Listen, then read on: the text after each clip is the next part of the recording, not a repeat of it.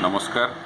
आम आज किसी पुराना स्मृति की नहीं गोटे आलोचना करवा जहाँकि आम बारुआ ग्रामर जड़े पुरुखा व्यक्ति एवं तांकर वर्तमान बयस हिसाब से पाखापाखि 72 वर्ष हम।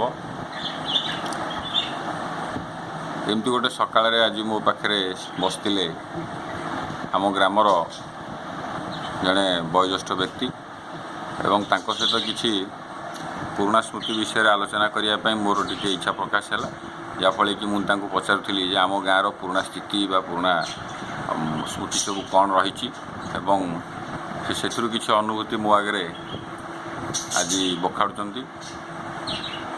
तेणु आसतु शुणा मुहर विगत दिन गाँव इतिहास विगत दिन स्मृति आसतु शुणा। आपन नाटा आज्ञा मो ना खगेश्वर परिडा। खगेश्वर परिडा घरटा कौटी बारुआ। अच्छा आपणकर बर्तमान बयस केते हम 72। अच्छा आपण पिला बेलू केते वर्ष बयस गाँ को जानला बुझिला समय बारुआ गाँ को जानला समय आपण केते बयस आपणकर मन अच्छी पाखापाखि 10 वर्षर मु सब बेले जाए कीर्तन मंडली समस्ते जाऊ से अनुकूल स्वयं भट्टभूतिया भट्ट माहुतु मैंने सब कीर्तन करुले कति आम जाऊँ छुआ छुआ टाइम तुम ये तुम जेपा को मुझे देखनी हाँ ना तुम जेपा को देखी गणेश्वर माहुतु को देखी निधि माहुतु को देखी माने आम जेजेंकर जेजे को हाँ आम जेजेंकर जेजे आ बाकी आंकु देखनी कीट सार बापा से। अच्छा आपण छोट बेले जो 10-12 वर्ष बयस होता से आम गाँ को आसला लाइन आसला से टाइम कि काउरिया हुला टेक भात खाई काउरिया हुला। अच्छा अच्छा माने कौन किरोसिन अभाव भी थाए। अच्छा आ घरे किसी आलू ना किरासिन भी मिले पैसा भी नहीं। अच्छा आम गाँ को पंडुआ छकरू बर्तमान जो बारुआ गाँ को जो रास्ता अच्छी से रास्ता थिला नाई खाली ये जो केशव दास था खाली साड़ुआ बनी हाणिकी गोटे रास्ता कर पुराना सरपंच आमर केशव दास। हाँ खाली शगर गोला टे कर पंडुआरू आना बारुआ गोलाघर छकटी। अच्छा गाँव भितर बर्तमान जमी कंक्रीट रास्ता अच्छी जमी आलोक अच्छी जमी सुविधा सुजोग अच्छी पानी सुविधा अच्छी लोकों गमनागमन बर्तमान जो गाड़ी सुविधा अच्छी से सुविधा थिला किसी नथला। आपन से टाइम देह पा खराब हेले कौ डाक्तरखाना को सब जाती डाक्तर कहीं जो गोटे मांडुपुरा के गोटे कविराज वैद्य। अच्छा से जाती ना जाइतारिकिनी जाइकिनी केते देशी चिकित्सा से बेसी करिकिनी रहंती आ देशी चिकित्सा। अच्छा तो सेतबल टाइम रे आपण चलनी पैसा पत्र आपण माने सेतबले केते पैसा सब चलांती आपण आमे जिंदे आज डेट टंका चलाउचु टंके 2 टंका 5 टंका आमे सब चलाउचु सेतबले आपण जानिया भीतर छोट बयस रे कोन सब टंका चलाउथिले कोना पैसा थला कोना पैसा तंबा पैसा गोटे थला अणी गोटे थला दोणी थला यहीराक सब थला आम बापा माँ आमको पैसा दौड़ यात्रा को 50 पैसा दे पारती आम जाइकिनी ये करकिनी 8 पैसा आनिकिनी यात्रा देखू कर 8 पैसा आप जाती यात्रा देखिए तक तो बड़े बड़े से पुणी अरे बाप रे। अच्छा आज्ञा आज्ञा भूतिया प्रेसिडेंट भमरा भूतिया। अच्छा भ्रमरवर भूतिया जी आम गाँव। अच्छा अच्छा अच्छा आउ तो ताहले आपण से टाइम जिते से 10-12 वर्ष बयस जो आपण जो अवस्था आप केते बयस बाहागर होते 22 वर्ष बाहागर होते।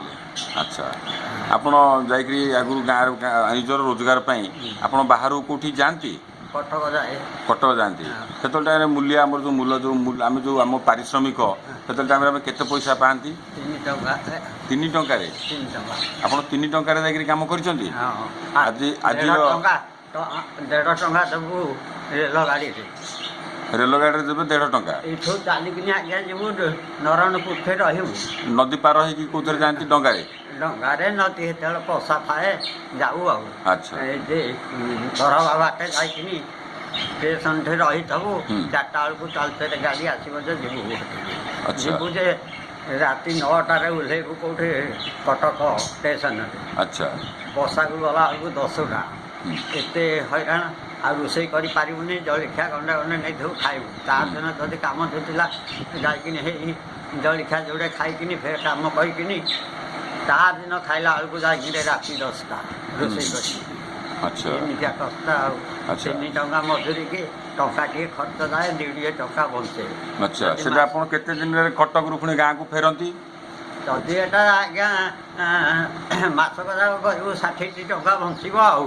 ମାସ ଯାକ ଖଟିଲେ ଆପଣ 60 ଟଙ୍କା ବଞ୍ଚିବ। ବଞ୍ଚିବ ନହେଲେ କେଉଁଦିନ ନଥିଲେ ଥରୁ ଟଙ୍କାଟିଏ ଯିବ ଆଉ। ଓ ମୂଳରୁ ପୁଣି ଟଙ୍କାଟିଏ ପୁଣି ପଳେଇବ। ଆଜ୍ଞା।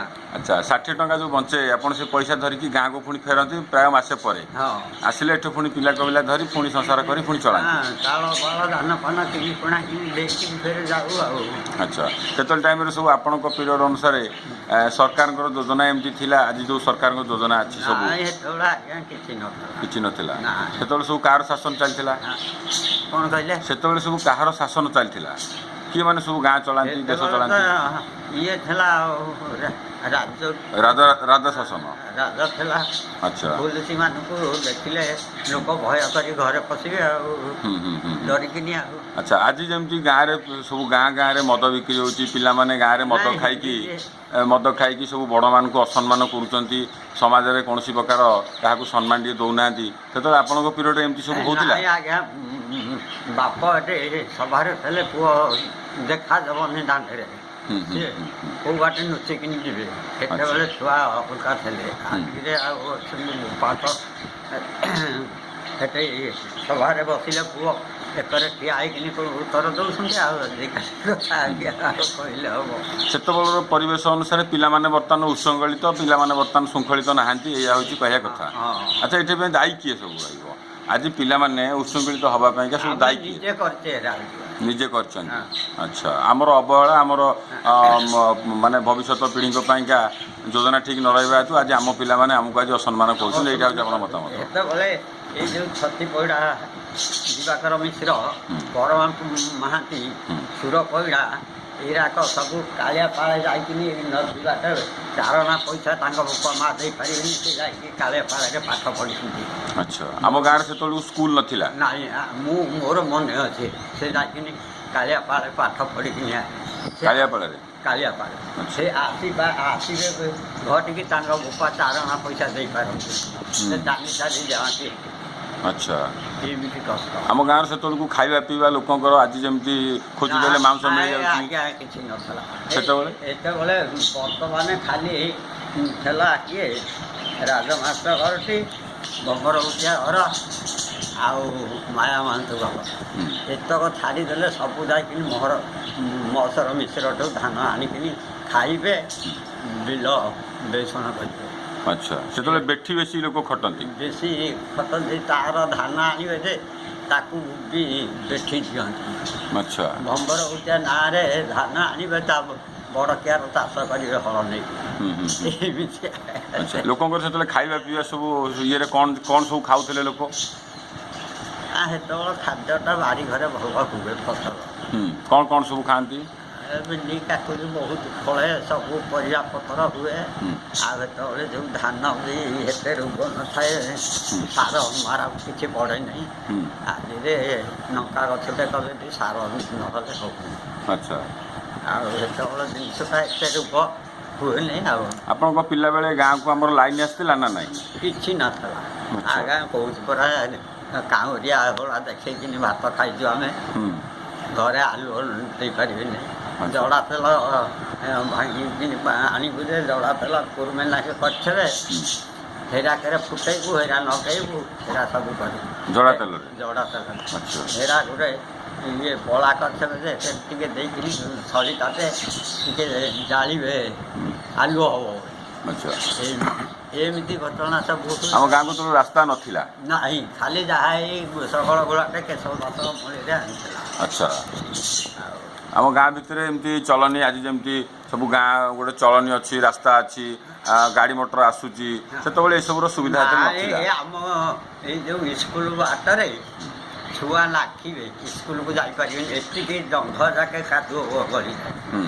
ଗାଁ ଯାକ ଥରେ ଗୋଟେ ବିଚାର ହେଇ ରଗଡ଼ାରୁ ପଥର ବୋହିକିନି ଆଣି ସବୁ ଏଠି ବିଛେଇଲେ ଯେଉଁଠୁ ଛୁଆ ଗଲେ ପାଠ ପଢ଼ି ଯାଇପାରିଲେନି ଏତେ ହସ ହେଉଛି ଦାନ୍ତ ଯାକ ସବୁ ହସ ପ୍ରବଳ। ଆଚ୍ଛା ସେତେବେଳେ ପିରିୟଡ଼ ଅନୁସାରେ ସେତେବେଳର ସମୟ ଅନୁସାରେ ବର୍ତ୍ତମାନର ସମୟ ହିସାବରେ ଗାଁର ଉନ୍ନତି ହେଇଛି ନା ହେଇନି? ବହୁତ ବହୁତ ବହୁତ ଉନ୍ନତି ହେଇଛି। କିଛି ଘର ନଥିଲା ଖାଲି ପଲା ଟିକେ ଟିକେ ବଡ଼ା ସାଇକିନି ରହିଥିଲେ ଗଳିକିନି ଘରେ ପଶନ୍ତି ଆଉ କବାଟା ଆଜ୍ଞା ନଗା ନାହିଁ ଏ ବାଉଁଶ ତାଟି ଖଣ୍ଡେ ଖଣ୍ଡେ ଲଗେଇଥିବେ କେତେ କିଏ ଧନୀ ଲୋକ ଖଣ୍ଡେ ଖଣ୍ଡେ ଟାଙ୍ଗିଆ ହଣା କବାଟ ଲଗେଇଥାନ୍ତି ଆଉ ସମସ୍ତେ କେତେଜଣ ଖାଲି ତା ବାଉଁଶ ତାଟି ମୁଡ଼ିକିନି ଘରେ କରିଥାନ୍ତି। ଆଚ୍ଛା ଆଚ୍ଛା ଆଚ୍ଛା ପିଙ୍କୁଳା ଦେଇକି ଏଥିରେ କବାଟ ତାଲା ଦିଅନ୍ତି। ସେତେବେଳେ ଆମ ଗାଁର ଜନସଂଖ୍ୟା କେତେ ଥିବ? ଆମ ଗାଁରେ ଲୋକ ସଂଖ୍ୟା ସେତେବେଳେ ଟାଇମ୍ରେ କେତେ ଥିଲେ? ସେତେବେଳେ ବହୁତ କମ୍ ତଥାପି ଘର ଦେଖୁଛନ୍ତି ଅବିକା ଘର ଆହୁରି ଗୋଟେ ଗାଁ କଲେ ବି ଆମ ଗାଁ ଲୋକ ଚଳିବେ। ଆଜ୍ଞା ସେତେବେଳେ ବହୁତ ଲୋକ କମ୍ ଥିଲେ ଏ ଗାଁ ଭିତରେ ବହୁତ ପଡ଼ିଆ ଥିଲା। ପଡ଼ିଆ ଥିଲା ଗାଁ ଭିତରଟା ଏଟା ଯାଇକିନି ଏଇ ଯେଉଁ ଅଜାଣିଲ ଯେଉଁଠି ଅଛି ସେ ସାଲାଟା ଯାକ ଘର ନଥିଲା। ଆଚ୍ଛା ଖାଲି ହେକର ଗୌଡ଼ କେତିଟା ରହିଥିଲେ ଏରା ସବୁ ପଡ଼ିଆ ଥିଲା ରତନାହାର ଘର କୁଳହର ଘର ଏସବୁ ପଡ଼ିଆ ଥିଲା। ପଡ଼ିଆ ଥିଲା। ଆଚ୍ଛା ଧୀରେ ଧୀରେ ଧୀରେ ଗାଁର ଜନସଂଖ୍ୟା ବି ଆଜ୍ଞା ବଢ଼ୁଛି। ଆହୁରି ବି ଘର କଲେ ଏଇ ଯାଇକିନି କହ୍ନେଇନାଳି ଯେଉଁ ହାଇବ୍ରିଡ଼ ଅଛି ସେଠି ପୁଣି ଲାଗି ଯାଆନ୍ତା ସେରା ଚାରି ଭାଇ ଲାଗେ ଘରେ ବଖରେ ବଖରେ ଟୁଙ୍ଗି ଭଳିଆ ରହିଛନ୍ତି ଆଉ ଘର କାହିଁ ଅଛି। ତାହେଲେ ମୋଟାମୋଟି ଆପଣ କହିବା କଥା ଯେ ବିଗତ ଦିନର ଆପଣଙ୍କ ପିଲା ବୟସ ଅନୁସାରେ ବିଗତ ଦିନର ଗାଁର ସ୍ଥିତିକୁ ଦେଖିଲା ଭିତରେ ଆଉ ଆଜିର ଗାଁକୁ ସ୍ଥିତି ଦେଖିଲା ଭିତରେ ମୋଟାମୋଟି ବିଗତ ଦିନମାନ ଅପେକ୍ଷା ଆଜିର ଗାଁ ବହୁତ ଉନ୍ନତରେ ଅଛି। ଆଜ୍ଞା ଆଚ୍ଛା ଆଉ ଟୋଟାଲ ରାସ୍ତାଘାଟ ସେବା ପାଣି ସେବା ପାନୀୟ ଜଳ ସେବାଠୁ ଆରମ୍ଭ କରି ସବୁ ପ୍ରକାର ସୁବିଧାରେ କିଛି ନା କିଛି ଖଇରି ବନ୍ଧରେ କୂଅ ଖୋଳିବ ଟିକେ ଆଡ଼େଇବୁ ପାଣି ବୋହିକିନି ରାତି ଯାକ ଆଣିଥିବେ ଗାଁକୁ ଧରିକି ଆସନ୍ତି। ଧାନ ଫୁଟିବେ ରାତି ଯାକ ଧାନ ଫୁଟିବେ ଚାଉଳ କରିକିନି ଗଣ୍ଡରେ ପାଣି ବୋହିକିନି ଆଣିକିନି ଖରି ବନ୍ଧରୁ ସେଇ ଯେଉଁ ଗୋଡ଼ା ସେଠୁ ପାଣି ଆଣିକିନି ଘରେ ଚାଲିବେ ପାଣିକୁ ମିଳେନି। ଆଉ ଏକରେ ଏଇ ଯେଉଁ ନୂଆ ବନ୍ଧ ଯେଉଁଟା ହେଇଛି ଗୁଡ଼ିଆଙ୍କ ବିଲ କତିରେ ସେ ଗୋଟେ କୂଅ ଖୋଳିବେ ଏକର ପଞ୍ଝାଟା ଏକରେ ବାଟିବେ ପାଣି କୂଅ ଗାଁ ଭିତରେ ବି ପାଣି ମିଳେନି। ଆଚ୍ଛା ଆଉ ଚବକା କରିକିନି ଲୋକ ଗାଧୋଇଆନ୍ତି ଯାଏ। ଦେହ ପା ଖରାପ ହେଲେ ଲୋକମାନେ ହେଲେ କ'ଣ କରନ୍ତି? ହେଲେ ଏମିତି ଯାଆନ୍ତି କିଏ କେତେ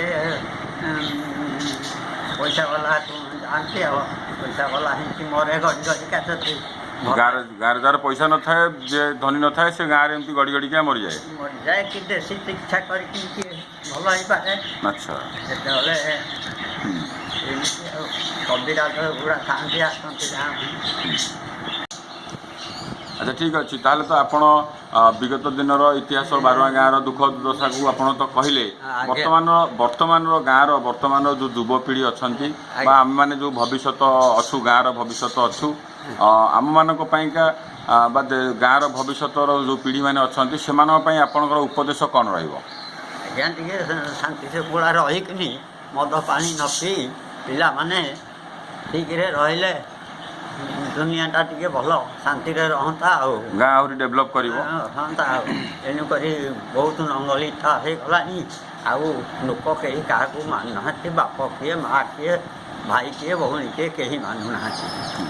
ଏଇଆ ଉପଦେଶଟା ଆଉ କ'ଣ କହିବି ଆଜ୍ଞା। ଠିକ୍ ଅଛି ଆଜ୍ଞା ଠିକ୍ ଅଛି ଧନ୍ୟବାଦ ଆଜ୍ଞା ଧନ୍ୟବାଦ। ମୁଁ ତ ମୂର୍ଖ ଲୋକ ଧନ୍ୟବାଦ ଧନ୍ୟବାଦ। ଏ ଥିଲେ ଆମ ଗାଁର ଜଣେ ପୁରୁଖା ବ୍ୟକ୍ତି ଯିଏକି 1940 ମସିହା 50 ମସିହାର କଥାଠୁ ଆଜି 2018-19 ମସିହା ହେଇଗଲା ତ ତାଙ୍କର ପୁରୁଣା ସ୍ମୃତି ନେଇ ସେ ଆଜି କିଛି ଗାଁର ଯୁବପିଢ଼ି ବା ଗାଁର ଭବିଷ୍ୟତମାନଙ୍କ ପାଇଁ ସେ କିଛି ଆହ୍ୱାନ ଦେଇଛନ୍ତି କିଛି ଉପଦେଶ ଦେଇଛନ୍ତି। ତେଣୁ ଆଶା କରୁଛି ଗାଁର ଯୁବପିଢ଼ି ବା ଗାଁର ଭବିଷ୍ୟତମାନେ ନିଶ୍ଚିତ ଆମର ପୁରୁଖା ବ୍ୟକ୍ତିଙ୍କର କଥାକୁ ଶୁଣିପାରିବେ ଏବଂ ଗାଁ ପାଇଁ ଦେଶ ପାଇଁ ନିଶ୍ଚିତ କିଛି ନା କିଛି ଭଲ କାମ କରି ଦେଖାଇବେ, ଯାହାକି ଗାଁର ଇତିହାସକୁ ମନେ ରଖିପାରିବ ଏବଂ ଗାଁର ଏକତାକୁ ବଜାୟ ରଖିପାରିବ। ନମସ୍କାର।